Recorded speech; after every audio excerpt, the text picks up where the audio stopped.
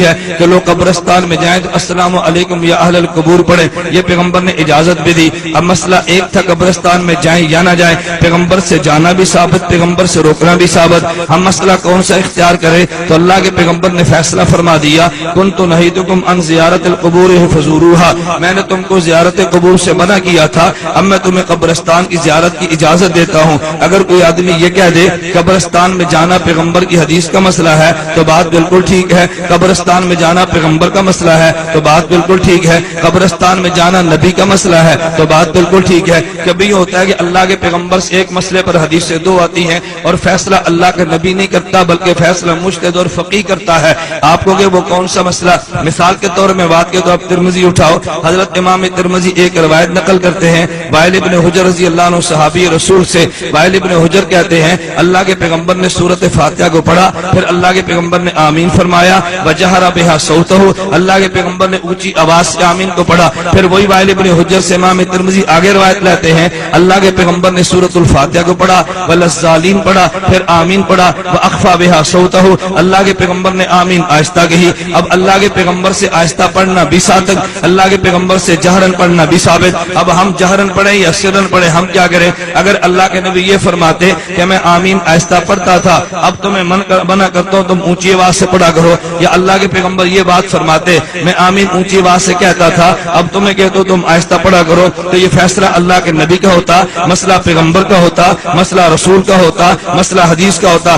نبی سے دونوں قسم کی روایات آ گئی مگر فیصلہ نبی نے نہیں کیا، اب فیصلہ مجتہد اور فقیہ کرتا ہے۔ ایک مجتہد اٹھا، اس نے کہا کہ جہرن کہنا سنت ہے اور سرن نہیں کہنا چاہیے، اس پہ دلائل یہ ہے۔ ایک مجتہد کہتا ہے نہیں آمین کو ایسا کہنا چاہیے اور جہر نہیں کہنا چاہیے، اب دلائل یہ ہے۔ اب میں آپ سے پوچھتا ہوں جہر اور سر کے بارے میں جب فیصلہ اللہ کے نبی نے نہ کیا تو فیصلہ کرنے والا فقیہ ہوا، فیصلہ کرنے والا مجتہد ہوا۔ اب ہم یہ نہیں کہتے کہ جہر کے ساتھ نماز پڑھنا یہ فیصلہ نبی کا ہے، ہم کہتے ہیں فیصلہ مجتہد کا ہے۔ اور جو آہستہ کہتا ہے وہ یہ نہیں کہتا کہ آہستہ کرنا یہ نبی کا فیصلہ ہے، وہ کہتا ہے مجتہد کا فیصلہ ہے۔ ہم بھی کہتے ہیں آہستہ کہنا مجتہد کا فیصلہ ہے۔ امام کعبہ اور امام مدینہ وہ کہتا ہے کہ اونچا کہنا یہ مجتہد کا فیصلہ ہے، ہم نے آہستہ کو مجتہد کا فیصلہ قرار دیا، اس نے جہر کو مجتہد کا فیصلہ کہہ دیا۔ وہ جہر کو نبی کا فیصلہ نہیں کہتا، ہم سر کو نبی کا فیصلہ نہیں کرتے، تو ہم میں اختلاف بھی نہیں ہوتا۔ اگر ہم نماز مکہ میں پڑھے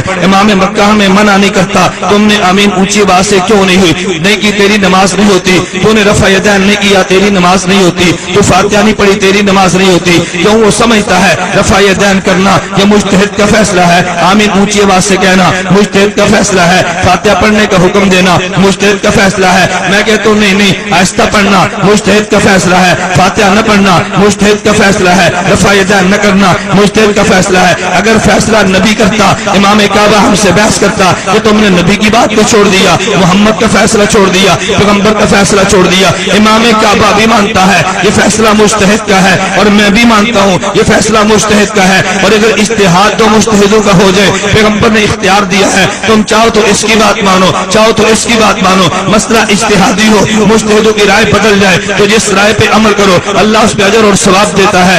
نبی نے دونوں کی تصریف فرمائی ہے، آپ نے سنا ہوگا عبداللہ بن عمر صحابی رسول ہے، بخاری شریف کی روایت ہے، عبداللہ بن عمر فرماتے ہیں کہ پیغمبر کے ساتھ تھے، ہم نے غزوہ خندق کو لڑ لیا، نبی نے فرمایا جاؤ بنو قریظہ کے خلاف جہاد کرو، ساتھ نبی نے جملہ فرمایا لا یصلین احد العصر الا فی بنی قریظہ تھا کہ تم عصر کی نماز بنو قریظہ کے محلے میں پڑھنا، اس سے پہلے نہ پڑھنا۔ صحابہ چل پڑے، راستے میں عصر کی نماز کا وقت قضا ہونے لگا، صحابہ میں اختلاف ہو گیا، بعض صحابہ فرمانے لگے ہم عصر کی نماز پڑھیں گے، وہاں گئے تو قضا ہوگی، بعض صحابہ کہتے ہیں نہیں ہم عصر کی نماز وہاں پڑھیں گے، نبی نے حکم دیا تم نے وہی پڑھنی ہے۔ اختلاف صحابہ میں ہوا نا، جو یہ کہتے تھے عصر کی نماز بنو قریظہ کے محلے ہی میں پڑھیں گے، ان کی دلیل میں یہی حدیث تھی کہ نبی نے فرما دیا تم نے عصر بنو قریظہ کے محلے میں پڑھنی ہے، قضا ہو تو وہاں پڑھے ادا ہو تو وہاں پڑھے، نبی نے جو فرما دیا۔ دوسرے صحابہ کہتے ہیں نہیں دلیل یہی حدیث تھی، نبی نے فرمایا بنو قریظہ کے محلے میں عصر پڑھو، نبی کی منشا یہ تھی تم اتنا جلدی جانا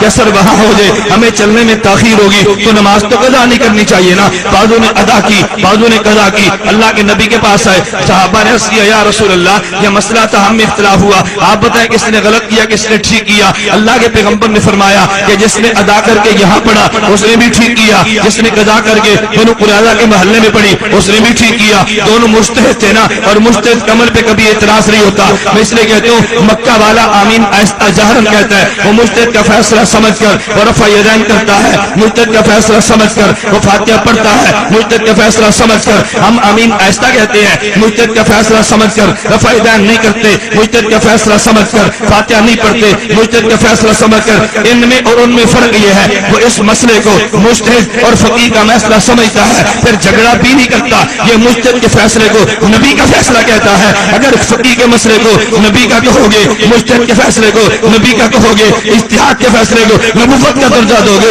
تو جھگڑا تو ہوگا نا. اگر تم وہی پالیسی اختیار کرو جو امام کعبہ کیا ہے، لڑائی نہیں ہوگی. پالیسی وہ اختیار کرو امام مدینہ کیا ہے، لڑائی نہیں ہوگی. میں گیا ہوں، میں نے مکے میں نماز پڑھی، مجھ سے کسی نے مناظرہ نہیں کیا. میں نے مدینے میں نماز پڑھی، مجھے کسی نے مناظرہ نہیں کیا. ہم وہاں گے، لوگ ہم سے نہیں جھگڑتے، تم ہم سے جھگڑتے کیوں ہو؟ اگر امام کعبہ کی بات مانتے ہو پھر اس مسئلے کو اجتہادی مسئلہ سمجھو، اس مسئلے کو حدیث کا مسئلہ نہ کہو، اس مسئلے کو مجتہد کا مسئلہ کہو، نبی کا مسئلہ نہ کہو. چونکہ ہم اور وہ ایک بات پہ متفق ہے، یہ مسئلہ اجتہاد کا ہے. تو امام کعبہ ہمارا، ہم امام کعبہ کے، نہ وہ تمہارا نہ تم اس کے.